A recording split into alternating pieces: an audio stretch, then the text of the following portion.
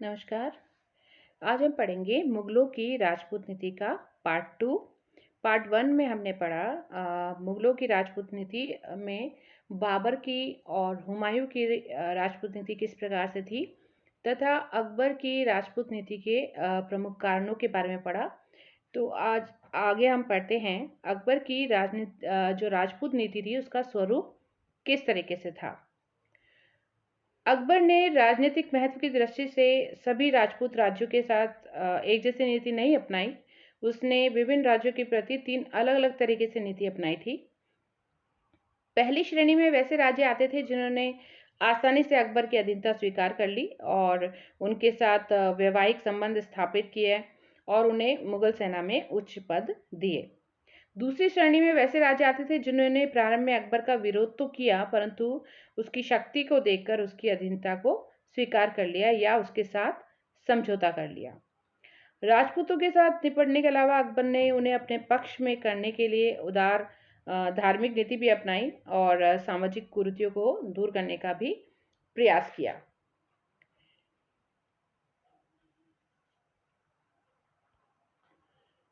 पहला वैवाहिक संबंध स्थापित कैसे किया उसने। अकबर ने राजपूतों को अपने पक्ष में मिलाने के लिए वैवाहिक संबंध स्थापित किए राजपूत राजवंशों से। उसने 1562 ईस्वी में जब अकबर अजमेर गया तब उसने आमेर के राजा जो भारमल था उसने अकबर से भेंट की और उसकी अधीनता को स्वीकार कर लिया और अपनी पुत्री का विवाह अकबर से कर दिया। अकबर ने भारमल को मनसब प्रदान किया और उसके जो पुत्र थे भगवान दास और उसका पुत्र मान सिंह को भी मुगल सेना में स्थान दिया और रानी को भी महल में उन्होंने सम्मान दिया और इसी वैवाहिक संबंध के परिणाम स्वरूप अकबर के उत्तराधिकारी जहांगीर का भी जन्म हुआ और इसी तरीके से आमेर की देखा देखी कुछ जो अन्य राज्य थे उन्होंने भी अकबर से वैवाहिक संबंध स्थापित किए। 1570 ईस्वी में बीकानेर के शासक राय कल्याणमल और जैसलमेर का राजा जो था हर राय उसके साथ भी वैवाहिक संबंध स्थापित हुआ।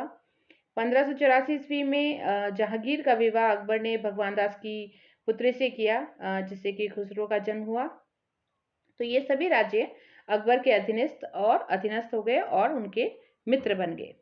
दूसरा काम किया उसका जो स्वरूप था राजपूत नीति का, उसमें राजपूतों को मुगल सेना और सेवा में महत्वपूर्ण स्थान देना। राजपूतों को अपने पक्ष में मिलाने के लिए अकबर ने यह महत्वपूर्ण कार्य किया कि उन्हें मुगल प्रशासन और सेना और दरबार में महत्वपूर्ण स्थान दिया। सेना में बड़ी संख्या में राजपूतों की भर्ती की और उन्हें सेनापति के पद सौंपे। उन्हें प्रांतीय शासक और मनसबदार बनाया तथा उनकी प्रशासनिक क्षमता का लाभ उठाकर अकबर ने उन्हें महत्वपूर्ण प्रशासनिक पद भी सौंपे। भारमल, भगवान दास, मानसिंह, टोडरमल और बीरबल जो थे वो अकबर के प्रमुख सहायक बन गए। बीरबल को तो अकबर ने नवरत्नों में भी स्थान दिया और टोडरमल ने राजस्व व्यवस्था में अकबर की मदद की और भगवान दास और मानसिंह ने सैनिक अभियानों में अकबर की मदद की। तो अकबर की इस नीति से मुगल दरबार में राजपूतों का एक सशक्त दल बन गया और जिस पर अकबर बहुत अधिक विश्वास करता था और ये दल जो था वो अकबर के प्रति भी पूर्णतः समर्पित था। इसी तरह से दरबार में मुगल अमीरों का प्रभाव पहले की अपेक्षा कम हो गया क्योंकि राजपूत अधिक उसके मददगार बन गए थे। तीसरा था राजपूतों के प्रति उदार नीति अपनाई उसने। राजपूतों जो अंततः हिंदुओं को अपने को पक्ष में मिलाने के लिए अकबर ने 2 महत्वपूर्ण कार्य किए। सबसे पहले उसने धार्मिक सहिष्णुता की नीति अपनाई और उन्हें धार्मिक स्वतंत्रता प्रदान करी हिंदुओं को। 1563-64 में जो तीर्थ यात्रा जो उन पर हिंदुओं पर जो कर लगाया जाता था तीर्थ यात्रा और जजिया उसको वापस ले लिया और जो जबरदस्ती हिंदुओं के धर्म परिवर्तन पर उसने रोक लगा दी और जो धर्म परिवर्तित जो हिंदू थे उनको फिर से अपना धर्म अपनाने की छूट उसने दे दी। अकबर स्वयं भी हिंदू पर्वों को मनाता था जैसे दशहरा, दिवाली, होली, रक्षाबंधन इस तरह की चीज़ें त्योहारों को सेलिब्रेट करता था और हिंदुओं की तरह वह तिलक भी लगाता था और राजपूत सरदारों को उसने तिलक लगाकर दरबार में आने की आज़ादी भी दे दी थी। तो इस तरह से हिंदुओं का विश्वास प्राप्त करने के लिए अकबर ने हिंदुओं के तीर्थ स्थानों जैसे मथुरा की यात्रा की और हिंदुओं के प्रसिद्ध धर्म ग्रंथों जैसे रामायण, महाभारत इनका फारसी में अनुवाद करवाया। हिंदुओं के मुकदमों की सुनवाई के लिए हिंदू न्यायाधीशों की नियुक्ति करी। तो अकबर के इन कार्यों का राजपूतों और हिंदुओं के मस्तिष्क पर बहुत गहरा असर पड़ा और वे अकबर को अपना सच्चा हमदर्द और शुभ चिंतक मानने लगे और इसी वजह से उन लोगों ने विरोध का मार्ग छोड़कर अकबर के साथ मैत्री का मार्ग अपनाया। चौथा था सामाजिक सुधार के प्रयास किए अकबर ने। धार्मिक स्वतंत्रता प्रदान करने के साथ साथ अकबर ने हिंदू समाज में जो प्रचलित अनेक कुप्रथाएं थी उनको भी दूर करने का प्रयास किया।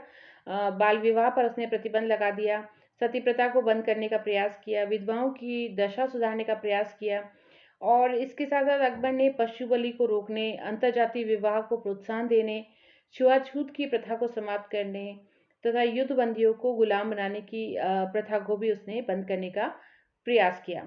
तो इन कार्यों का उद्देश्य हिंदुओं की स्थिति में सुधार लाने के अलावा उनका विश्वास प्राप्त करना भी था। पांचवा था विद्रोही राजपूत राज्यों का दमन करना। सभी राजपूत राज्यों ने स्वेच्छा से अकबर की अधीनता स्वीकार नहीं की थी। ऐसे राज्यों के विरुद्ध अकबर को सैनिक कार्यवाही भी करनी पड़ी।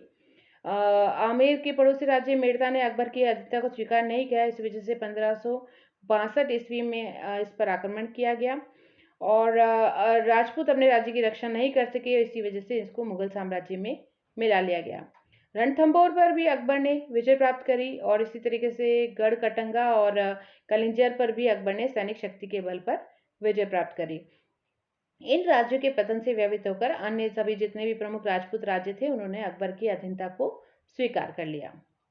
छठा था मेवाड़ से संघर्ष। राजपूत राज्यों में मेवाड़ ही एक ऐसा एकमात्र राज्य था जिसने कि अकबर की सैनिक शक्ति और उसकी उदार नीतियों की परवाह नहीं की और यहाँ तक कि उसने उन राज्यों के प्रति भी घृणा की दृष्टि से देखा जिन्होंने कि अकबर की अधीनता को स्वीकार कर लिया था। तो अकबर इस जो शक्तिशाली राज्य का एक राजा था उदय सिंह को अपने अधीन करने में को उत्सुक था, इसलिए 1567 ईस्वी में उसने अपने ये मेवाड़ की राजधानी चित्तौड़ पर आक्रमण कर दिया। तो मुगल सेना ने चित्तौड़ पर तो अधिकार कर लिया लेकिन उदय सिंह को वो अपना अधीनस्थ नहीं बना सके। उदय सिंह चित्तौड़ के जंगलों में जाकर छुप गया और वहीं से अपना संघर्ष उसने जारी रखा। चित्तौड़ के अतिरिक्त मेवाड़ के अन्य भागों पर राजपूतों का अधिकार बना रहा और उदय सिंह के बाद फिर राणा प्रताप ने अकबर से संघर्ष जारी रखा। 1576 में हल्दी घाटी का युद्ध, उसमें राणा प्रताप को पराजित होना पड़ा लेकिन पराजित होकर भी उन्होंने अकबर से हार नहीं मानी और जीवन भर मुगलों से संघर्ष करते रहे। तो ये थी अकबर की राजपूत नीति। अकबर की राजपूत नीति का परिणाम क्या निकला? अकबर की राजपूत नीति से मुगल साम्राज्य का विस्तार हुआ, सुदृढ़ीकरण हुआ। मुगल राजपूत मैत्री के परिणाम स्वरूप मुगलों के राजनीतिक प्रतिद्वंदी जो थे अफगानों को राजसत्ता से निर्णायक रूप से वंचित होना पड़ा। राजपूतों की मैत्री से मुगलों ने अपनी सैनिक शक्ति को मजबूत किया और पूरे भारत पर एक छत्र राज्य स्थापित किया। सामाजिक और धार्मिक क्षेत्र में एक नए युग की शुरुआत हुई और अकबर की धार्मिक सहिष्णुता की नीति के फलस्वरूप धर्मावलंबी और विशेषकर हिंदुओं और मुसलमानों में आपसी एकता, निकटता और सद्भावना का विकास हुआ।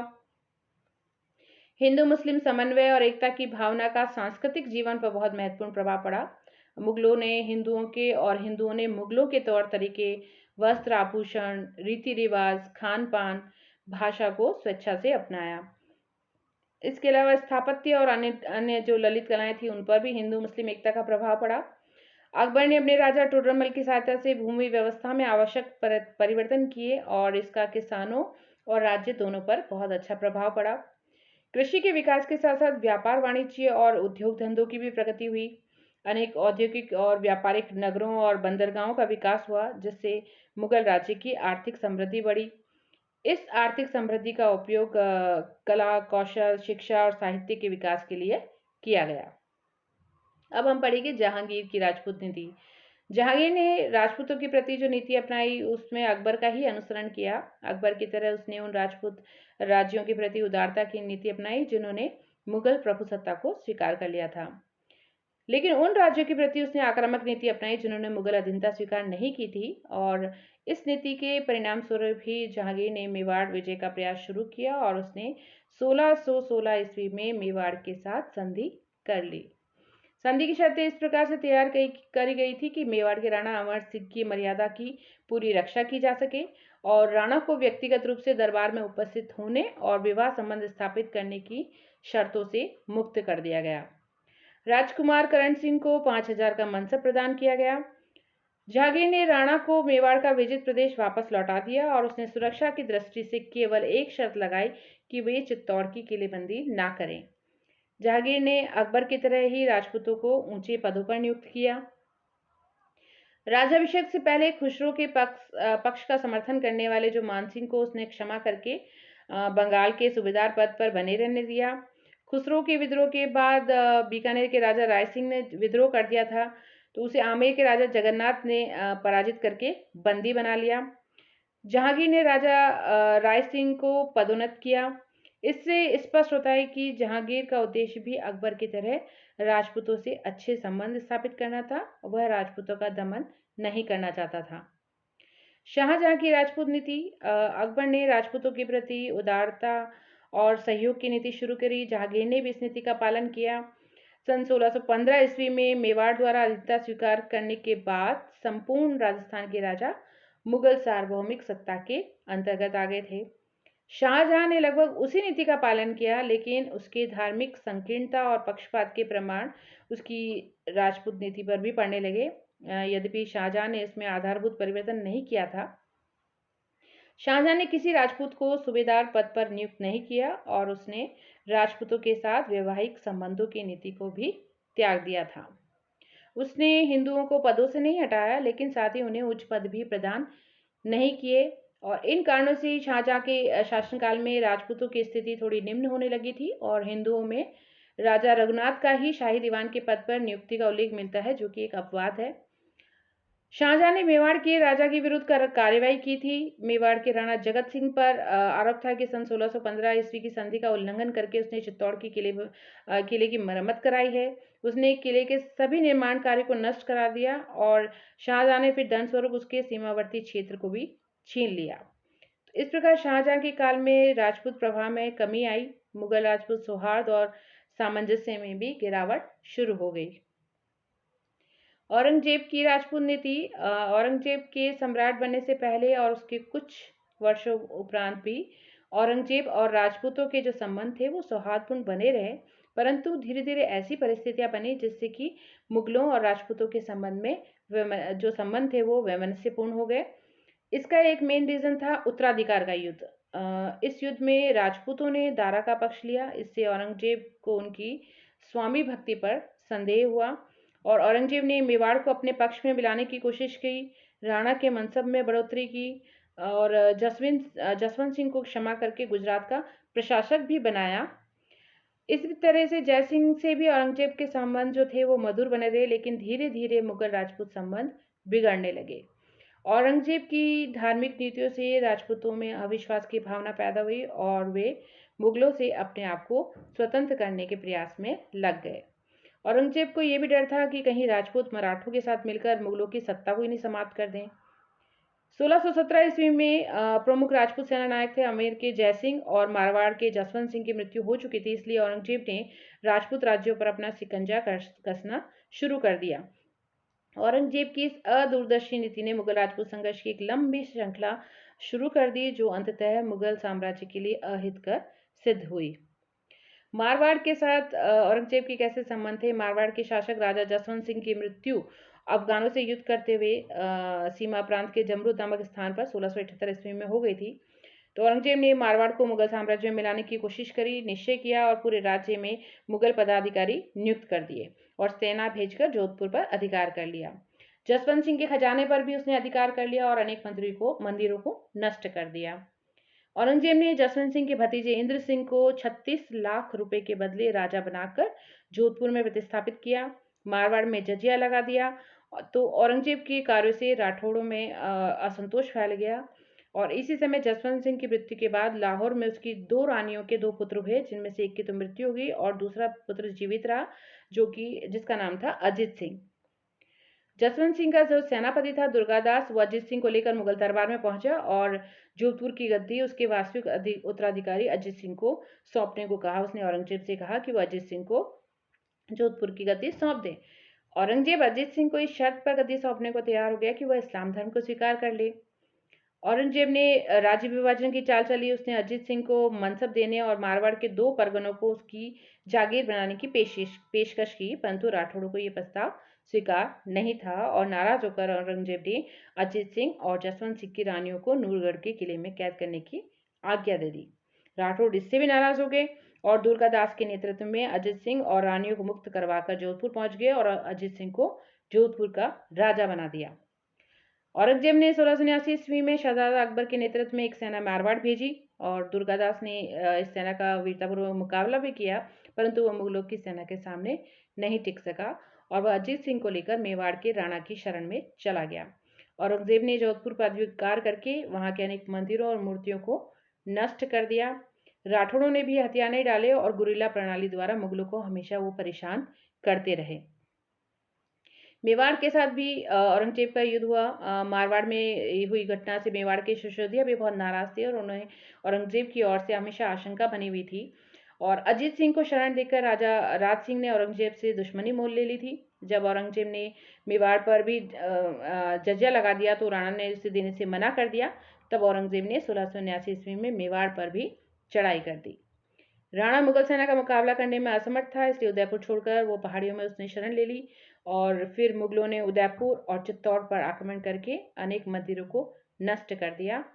राणा जो था वो पहाड़ियों से ही गुरिल्ला युद्ध कर करके मुगलों को परेशान करता रहा। राज सिंह की मृत्यु 1680 ईस्वी में हो गई। तब तक मुगल सेना मेवाड़ में कोई भी उल्लेखनीय सफलता प्राप्त नहीं कर सकी थी। शहजादा अकबर का विद्रोह औरंगजेब की नीतियों और मेवाड़ से हटाए जाने से नाराज होकर शहजादा अकबर ने 1681 में अपने पिता के विरुद्ध विद्रोह कर दिया और उसने अपने आप को सम्राट घोषित कर दिया और वो राजपूतों के साथ जाके मिल गया। उसने दुर्गादास के साथ मिलकर अजमेर पर आक्रमण किया और उस समय औरंगजेब अजमेर में ही था और उसकी स्थिति बहुत नाजुक थी, इसलिए उसने कूटनीतिक चाल चल के राजपूतों और अकबर में संदेह शहजादा अकबर में संदेह पैदा कर दिया। फिर राजपूतों ने शहजादा अकबर का साथ छोड़ दिया। मेवाड़ के साथ संधि लगातार युद्ध के कारण मेवाड़ की स्थिति बहुत खराब हो चुकी थी। मुगलों को भी युद्ध में विशेष उपलब्धि हासिल नहीं हुई थी। दोनों पक्षों में 1681 ईस्वी में संधि हुई। राणा ने जजिया देने के बदले मांडलपुर और बदनूर परगने मुगलों को सौंप दिए। जगत सिंह को मेवाड़ का राणा स्वीकार कर लिया, उसे 5000 का मनसब दे दिया गया। राणा ने अजीत सिंह का पक्ष नहीं लेने का वादा किया तथा औरंगजेब ने आश्वासन दिया कि वह अजीत सिंह का राज्य उसके वयस्क होने पर वापस कर देगा।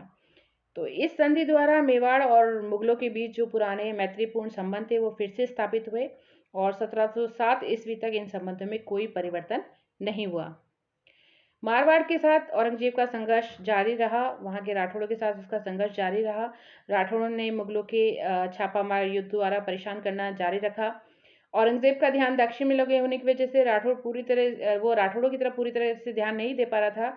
तो राठौड़ भी कभी कभी मुगलों से समझौता करते तो कभी उनसे युद्ध करते, तो यही स्थिति औरंगजेब की मृत्यु तक बनी रही। 1707 ईस्वी में बहादुर शाह यानी शाह आलम प्रथम ने अजीत सिंह को मारवाड़ का वैधानिक शासक स्वीकार कर लिया और इसके साथ साथ मुगल मारवाड़ संघर्ष समाप्त हो गया। तो औरंगजेब की जो राजपूत नीति थी वो अदूरदर्शितापूर्ण थी। राजपूतों से शत्रुता मोल लेकर उसने अपनी स्थिति को बहुत कमजोर कर लिया था और राजपूतों के विद्रोह ने मुगलों की शक्ति और प्रतिष्ठा पर गहरा आघात किया। तो इस तरीके से औरंगजेब की जो राजपूत नीति थी वो मुगल साम्राज्य के लिए विनाशकारी सिद्ध हुई। तो ये हमने पढ़ा मुगलों की राजपूत नीति के बारे में। Thank you.